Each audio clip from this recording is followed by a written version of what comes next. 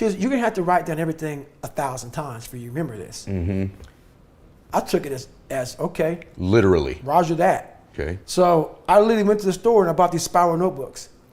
And I started literally writing down, let's say it's a math equation, the same fucking math equation over and over and over and over again. When it came to a paragraph comprehension, I couldn't read the fucking paragraph and then remember it. So we had like, I think 25 or 30 paragraph comprehension things.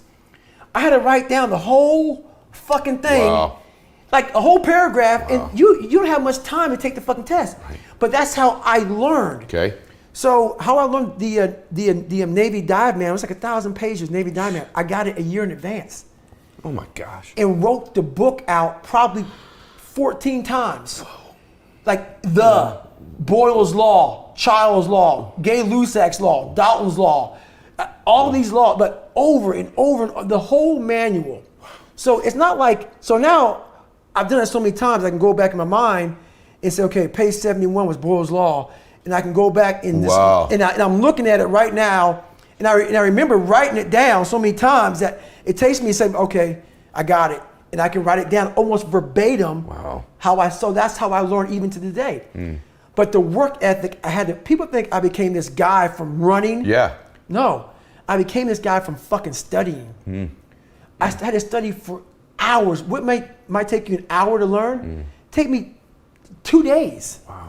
So that's where, in this, at the table. And my best friend Johnny remembers me like, God, you just changed. Something happened. I got obsessed. So I take the test, I score high, I get in the Air Force. And that's when I'm like, man, I'm gonna be a pararescueman. And this is when I realized, man, I teach myself how to swim. I taught myself how to swim, but this is when I realized, man, that I'm negative buoyant as hell. And there's a lot of things. So what gets people in special operations is the water. Not swimming, but the water confidence. When they're like taking your air from you and you're underwater panic. I realized I was very uncomfortable. So long story short, I was there for 6 weeks. I was moving on pretty well. I was second in my class. And I was getting through all the water confidence, but barely. But I wanted to quit every fucking night. I didn't go to sleep every night. Just paranoid of the next day of getting back in that pool. So 6 months go by, we had this medical examination and they draw my blood and they said, you have sickle cell. Sickle cell is a blood disease that some African Americans have.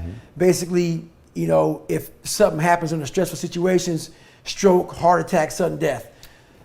This happened to a few African Americans in the military. So they pulled me from training saying, you can't do this job. And when you live a very stressed out life, like I was living, that's your norm. So not sleeping, being scared, that was my norm. I wasn't gonna quit. But when they pull you out of training, I agree with you. And now I'm fucking comfortable. I agree with you. So now I'm seeing my class of 24 guys, it was like 150, now it's 24 guys, and they're in the pool and I'm on the side of the pool, I'm not in the water now, I'm seeing what I was doing. I'm seeing these guys struggling, panicking in the water, like wanting to quit. I'm like, fuck that. I'm not going. So now I'm comfortable. And I'm able to see now, I'm not going back. So now, my big dream of being a pararescueman, I'm now seeing that do this. I'm like, I want to get out of the Air Force. I don't even want to be in the fucking military. So this is what I'm saying. So I'm hoping now that this sickle cell thing is going to get me kicked out of the military. Because I'm like, okay, I don't want to go back in the fucking, I'm done. So I'm like getting happy, because now I'm like, I won't quit. They're going to medically drop me from the course. This is great. I can keep my head up. I learned how to read, I learned how to write, I passed the ASVAB test, but I'm fixing everything on the surface. I'm not going into the fucking dungeon. So the doc calls up, I go back to the doctor's, I'm like skipping down there thinking, I'm getting out of here, man. Medically discharged.